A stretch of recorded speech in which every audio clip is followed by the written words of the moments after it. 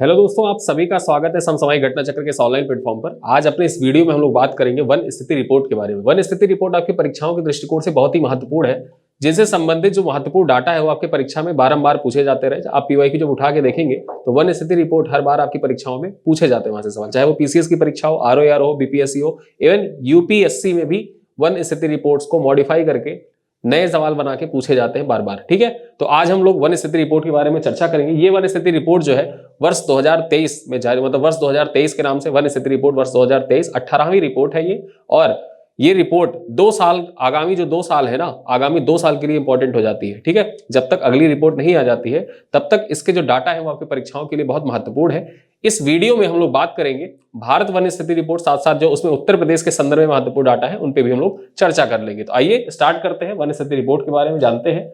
केंद्रीय पर्यावरण, वन एवं जलवायु परिवर्तन मंत्री भूपेंद्र यादव, नाम क्या है, भूपेंद्र यादव ने वन अनुसंधान संस्थान देहरादून, याद रखना कहां से, वन अनुसंधान संस्थान देहरादून उत्तराखंड में 18वीं कौन सी रिपोर्ट है, ये 18वीं रिपोर्ट है, भारत वन स्थिति रिपोर्ट 2023 जारी की। यानी कि 2023 का जो रिपोर्ट है भारत वन स्थिति रिपोर्ट, ये अपनी श्रृंखला का कौन सा रिपोर्ट है, तो 18वीं रिपोर्ट है। ठीक है, वही हम बात करें, पहली बार वन स्थिति रिपोर्ट कब जारी की गई थी, पहली बार वन स्थिति रिपोर्ट जो है वो 1987 में जारी की गई थी। कब जारी की गई थी, 1987 में पहली बार जारी की गई थी। और तब से होता क्या है कि हर 2 साल पर, कितने सालों पर, 2 साल पर वन स्थिति रिपोर्ट प्रकाशित की जाती है। ठीक है, तो यहां पे हमने इतनी चीजें जान ली। आगे जानते हैं भारत में वन स्थिति रिपोर्ट का संकलन और प्रकाशन कौन करता है, यह भी जान लेते हैं। तो भारत वन स्थिति रिपोर्ट केंद्रीय पर्यावरण, वन एवं जलवायु परिवर्तन मंत्रालय के तहत, ठीक है, किसके तहत, केंद्रीय पर्यावरण, वन एवं जलवायु परिवर्तन मंत्रालय के तहत वन अनुसंधान संस्थान देहरादून द्वारा जारी की जाती है। एग्जाम में आपसे पूछ क्या सकता है कि वन अनुसंधान संस्थान, ठीक है, वन अनुसंधान संस्थान का मुख्यालय कहां पे है, पीवाईक्यू में कई बार पूछा जा चुका है, देहरादून में इसका मुख्यालय है। और ये किस मंत्रालय के अधीन कार्य करता है, तो ये केंद्रीय पर्यावरण वन एवं जलवायु परिवर्तन मंत्रालय के अधीन वन अनुसंधान संस्थान कार्य करता है, जिसका लोगो आप लोग यहाँ पे देख सकते हैं। ठीक है, आगे देखें, वन अनुसंधान संस्थान देश में वन और वृक्ष आवरण का आकलन करने के लिए रिमोट सेंसिंग सैटेलाइट, ठीक है, रिमोट सेंसिंग सैटेलाइट डाटा और क्षेत्र आधारित राष्ट्रीय वन सूची का उपयोग करता है। ठीक है, और इसके द्वारा ये रिपोर्ट तैयार किया जाता है, रिपोर्ट का संकलन किया जाता है और प्रकाशन किया जाता है, जिसका प्रकाशन इस बार किया गया। आगे देखें, भारत में वन और वृक्ष आवरण एक नजर में 2023 का जो वनावरण और वृक्षावरण है उसको देख लेते हैं। यहां एक तरफ दे रखा है वर्गीकरण, दूसरी तरफ दे रखा है क्षेत्रफल और भौगोलिक क्षेत्रफल का परसेंटेज। ये जो चार्ट है ये आपकी परीक्षा के लिए मोस्ट इंपॉर्टेंट है, यहां से आपके एग्जाम में पूछा जाता है प्रश्न। ठीक है, वन आवरण देखते हैं, वन आवरण कितना है, तो वन आवरण यहां पे देखें 7,15,342.61, ठीक है, वर्ग किलोमीटर, कितना, 7,15,342.61 वर्ग किलोमीटर है, यानी कि किलोमीटर का स्क्वायर। और क्षेत्रफल में अगर जो देखें, परसेंटेज में बात कर ले तो 21.76%, यानी कि जो वनावरण है, वनावरण कितना है भौगोलिक क्षेत्रफल का, 21.76% वनावरण है। अब हम बात करें वृक्षावरण की, यानी कि वृक्ष आवरण कितना है, तो वृक्ष आवरण अगर जो देखें तो 1,12,014.34 वर्ग किलोमीटर, ठीक है, 34 वर्ग किलोमीटर। परसेंटेज में देख ले तो 3.41%, जो भौगोलिक क्षेत्रफल है उसका 3.41% वृक्षावरण है। ठीक है, अब हम कुल वनावरण और वृक्षावरण की बात कर ले, यानी कि दोनों को जोड़ ले, ठीक है, दोनों का जो भौगोलिक परसेंटेज है उसको जोड़ ले और क्षेत्रफल भी जोड़ ले तो कितना हो जाता है, 8,27,356.95 वर्ग किलोमीटर हो जाता है। ठीक है, और इन दोनों को अगर जो जोड़ लिया जाए वनावरण और वृक्षावरण को तो टोटल कितना हो गया, परसेंटेज कुल भौगोलिक क्षेत्रफल का 25.17%। ठीक है, कितना, 25.17%, ये हमारा कुल वनावरण और वृक्षावरण हो गया। अब इसमें झाड़ियों का क्षेत्रफल देख ले कितना है, झाड़ी कितनी है, झाड़ियों को देखें 43,622.64 वर्ग किलोमीटर, ठीक है, 43,622.64 वर्ग किलोमीटर जो क्षेत्रफल है वो किसका है, झाड़ियों का है। परसेंटेज में देखा जाए तो कुल भौगोलिक क्षेत्रफल का, भारत के कुल भौगोलिक क्षेत्रफल के 1.33% क्षेत्रफल क्या फैला हुआ है, झाड़ियां फैली हुई हैं। ठीक है, वही हम बात करें गैर वन क्षेत्र कितना है, मतलब ऐसा क्षेत्र जो भारत के क्षेत्रफल का ऐसा क्षेत्र जहां पे 1% एकदम नहीं है, मतलब गैर वन क्षेत्र है, वहां पे वन या वृक्षावरण की कोई मात्रा नहीं है, तो लगभग कितना, 16,489.29 वर्ग किलोमीटर क्षेत्रफल जो है ये गैर वन क्षेत्र है। और यानी कि भारत के कुल भौगोलिक क्षेत्रफल का 73.50% क्षेत्र अगर जो देखा जाए तो गैर वन क्षेत्र के अंतर्गत आता है। और भारत का कुल भौगोलिक क्षेत्रफल कितना है, जो वन स्थिति रिपोर्ट है उसके अनुसार, तो भारत देश का कुल भौगोलिक क्षेत्रफल कितना है, 32,87,468.88 किलोमीटर स्क्वायर, ठीक है, वर्ग किलोमीटर जिसको आप बोलेंगे। यानी कि जो देश का कुल भौगोलिक क्षेत्रफल है उसका 73.50% क्षेत्र गैर वन क्षेत्र है। वहीं पर झाड़ियां कुल भौगोलिक वन, जो कुल भौगोलिक क्षेत्र है भारत का, उसका 1.33% क्षेत्र झाड़ियां है। वनावरण और वृक्षावरण की बात कर ले तो वनावरण और वृक्षावरण संयुक्त रूप से देखा जाए तो कितना है, 25.17% वनावरण और वृक्षावरण है। वहीं अगर हम वृक्षावरण की, केवल वृक्षावरण की बात करें तो भारत के कुल भौगोलिक क्षेत्रफल का 3.41% क्षेत्र जो है वो वृक्षावरण के अंतर्गत आता है। जबकि भारत के कुल भौगोलिक क्षेत्रफल की बात करें तो 21.76%, यानी कि 21.76% क्षेत्र जो है वो किसके अंतर्गत आता है, वो वन आवरण के अंतर्गत आता है। तो ये डाटा, ये चार्ट आपकी परीक्षा के दृष्टिकोण से इंपॉर्टेंट है, यहां से आपकी परीक्षा में सवाल पूछा जाता है, ठीक है। तो इस चार्ट को याद रखिएगा, स्क्रीनशॉट आप चाहे तो एक बार इसका स्क्रीनशॉट ले लीजिए, मैं साइड में हो जाता हूं, ठीक है। चलो आगे देखें, रिपोर्ट की मुख्य विशेषताएं क्या क्या है। अब रिपोर्ट जो है, इस रिपोर्ट की कुछ मुख्य विशेषताएं हैं, उनको जान लेते हैं। देश में वन और वृक्ष आवरण कितना है, तो देश में कुल जो वन आवरण और वृक्षावरण है 8,27,357 वर्ग किलोमीटर है, जो देश के कुल भौगोलिक क्षेत्रफल का कितना 25.17% है, ठीक है, 25.17% है। 2021 की तुलना में, जो 2021 में रिपोर्ट जारी की गई थी, तो उस 2021 की रिपोर्ट की तुलना में बात करें तो 1445 वर्ग किलोमीटर की वृद्धि देखी गई है। वन में कितनी वृद्धि देखी गई है, वन में अगर हम बात करें, देखो यहां पे वनावरण की बात कर रहे हैं तो वनावरण में यहां पे देखिए जो 1445 है ना, 1445 वर्ग किलोमीटर जो वृद्धि हुई है, ये वृक्षावरण और वनावरण दोनों को मिला के हुई है। अगर हम केवल वनावरण की, वन की वृद्धि बात करें तो वन में कितनी वृद्धि हुई है 2021 से 2023 के बीच में, तो 2021 से 2023 के बीच में 156 वर्ग किलोमीटर की वृद्धि हुई है वनावरण में। और वही वृक्षावरण की बात कर ले तो 1289 वर्ग किलोमीटर, ठीक है, 1289 वर्ग किलोमीटर क्षेत्रफल में वृद्धि हुई है, किसमें, जो वृक्षावरण है, ठीक है। आगे बात करें 2023 में कुल वनावरण कितना, तो 2023 में जो कुल वनावरण है वो कितना है, 7,15,343 वर्ग किलोमीटर कुल वनावरण है। और वृक्षावरण कितना, तो वृक्षावरण जो दे रखा है वो कितना है, 1,12,014 वर्ग किलोमीटर। यानी कि जो 2023 में कुल वनावरण कितना प्रतिशत भौगोलिक क्षेत्रफल का, 21.76% क्षेत्रफल वनावरण है, और वृक्षावरण 3.41 क्षेत्रफल पर वृक्षावरण है, ठीक है। तो यहाँ पे वनावरण वृक्षावरण के बारे में हमने जान लिया। आगे बात करें वृक्षावरण देख लेते हैं।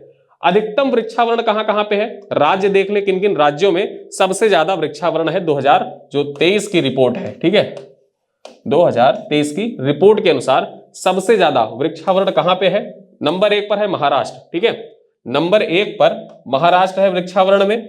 नंबर 2 पर राजस्थान है, ठीक है, नंबर 2 पर राजस्थान है। और नंबर 3 पर है उत्तर प्रदेश, ठीक है, नंबर 3 पर उत्तर प्रदेश है। तो ये चीज, ये पॉइंट याद रखना कि जो अधिकतम वृक्षावरण है, अधिकतम वृक्षावरण कहां कहां पे है, 2023 की जो रिपोर्ट है, यानी कि 18वीं रिपोर्ट है वन स्थिति रिपोर्ट, उसके अनुसार सबसे ज्यादा वृक्षावरण कहां पे है, तो वृक्षावरण में नंबर 1 पर कौन है, महाराष्ट्र है, नंबर 2 पर राजस्थान है, नंबर 3 पर उत्तर प्रदेश है, ठीक है। अगर हम देखा जाए 2021 की तुलना में अधिकतम सकारात्मक परिवर्तन, यानी कि वर्ष 2021 की तुलना में, और 2000 जब वर्ष 2021 की जो रिपोर्ट है और 2023 की रिपोर्ट है, उन दोनों रिपोर्टों में जब तुलना की जाती है तो सबसे ज्यादा सकारात्मक परिवर्तन कहां देखे गए, किन राज्यों में देखे गए, तो उसमें अगर हम बात करें तो छत्तीसगढ़ का पहला स्थान है। यानी कि छत्तीसगढ़ की बात कर ले, छत्तीसगढ़ का कौन सा स्थान है, छत्तीसगढ़ का यहां पे पहला स्थान है। यानी कि 2021 से 2023 के बीच में सबसे ज्यादा वनावरण और वृक्षावरण में जो वृद्धि देखी गई वो कहां पे देखी गई, छत्तीसगढ़ में देखी गई। कितनी वृद्धि हुई, तो 702.75 वर्ग किलोमीटर की यहां पे वृद्धि हुई।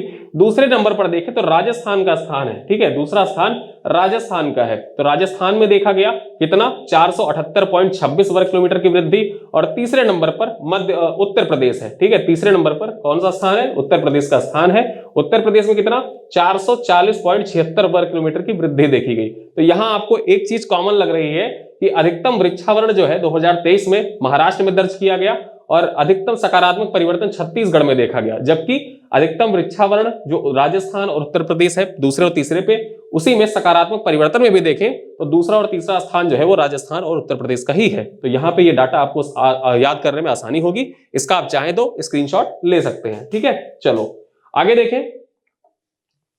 क्षेत्रवार और प्रतिशत के हिसाब से सबसे अधिक वन क्षेत्र वाले राज्य एवं संघ राज्य क्षेत्र, इनको देख लेते हैं। तो क्षेत्रवार सबसे अधिक वन क्षेत्र वाले राज्य कौन से हैं? तो सबसे ज्यादा जो क्षेत्रफल में वन अगर जो देखा जाए, ठीक है, तो कौन से राज्य में? नंबर 1 पर है मध्य प्रदेश। ठीक है, नंबर 1 पर मध्य प्रदेश है। कितना?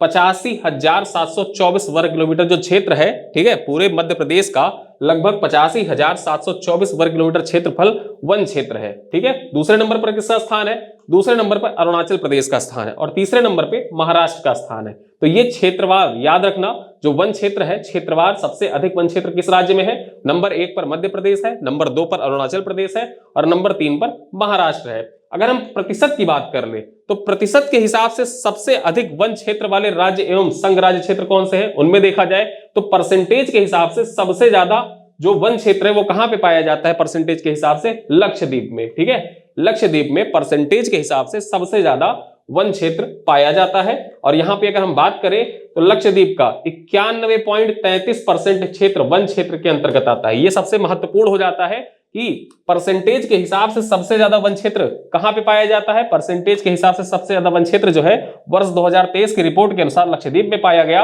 और लक्षद्वीप का 91.33% क्षेत्र जो है वो वन क्षेत्र के अधीन आता है। आगे हम बात करें, दूसरे नंबर पर मिजोरम का स्थान है। ठीक है, दूसरा स्थान किसका है? तो दूसरा स्थान मिजोरम का है। मिजोरम का 85.34% हिस्सा जो है वो वन क्षेत्र के अंतर्गत आता है और तीसरा स्थान किसका है? थर्ड स्थान अंडमान एवं निकोबार द्वीप समूह का है, जिसका 81.62% हिस्सा जो है वो वन क्षेत्र के अंतर्गत आता है। तो यहां पे हमने ये डाटा जो आपके परीक्षा के दृष्टिकोण से बहुत ही महत्वपूर्ण है, ये एग्जाम में पूछे जा चुके डाटा है। ठीक है, यहाँ पे जो डाटा लिखे हुए हैं ये पुराने डाटा के अनुसार जो 2021 की और 2019 का डाटा था उनमें यहां से पीवाईक्यू क्वेश्चन बन चुके हैं और जो नया डाटा है उसके अनुसार आप परसेंटेज और क्षेत्रफल एग्जैक्ट याद करके रखिए, आपके एग्जाम में पूछा जाएगा। क्षेत्रफल सबसे अधिक वन क्षेत्र किस राज्य में? मध्य प्रदेश में। परसेंटेज में सबसे ज्यादा किस राज्य या केंद्र शासित प्रदेश में? तो लक्षद्वीप में। ठीक है, तो यही आप याद रखना, एमपी और लक्षद्वीप। ठीक है, और इसका किलोमीटर भी याद रखना, परसेंटेज और किलोमीटर याद रखना आपकी परीक्षा के लिए बहुत ही महत्वपूर्ण है। ठीक है, मध्य प्रदेश में 85,724 जबकि लक्षद्वीप में 91.33%। चलो आगे हम बात करें एक अन्य महत्वपूर्ण डाटा, सबसे इंपॉर्टेंट, 33% या उससे अधिक वन क्षेत्र वाले राज्य एवं केंद्र शासित प्रदेश। देखिए, जो वन नीति आई थी, वन नीति 1952 के तहत यह निर्धारित किया गया था कि जो भारत का वन क्षेत्र है उसके 33% जो भारत का कुल क्षेत्रफल है उसका 33% वन होना चाहिए। ठीक है, अब देख ले यहाँ पे तो 33% जो हमारे निर्धारित किया था ना वन नीति के तहत, उसके अंतर्गत अगर हम बात करें तो कौन से ऐसे राज्य एवं केंद्र शासित प्रदेश है जो 33% का क्राइटेरिया पार कर चुके हैं? तो 19 राज्य, कितने? 19 राज्यों एवं केंद्र शासित प्रदेशों में उनके भौगोलिक क्षेत्रफल का जो 33% या उससे अधिक का क्षेत्र है वो, ठीक है, वन क्षेत्र है। ठीक, 33% से अधिक क्षेत्र वन क्षेत्र जो पाए जाते हैं वो 19 राज्यों एवं केंद्र शासित प्रदेशों में वर्तमान में है।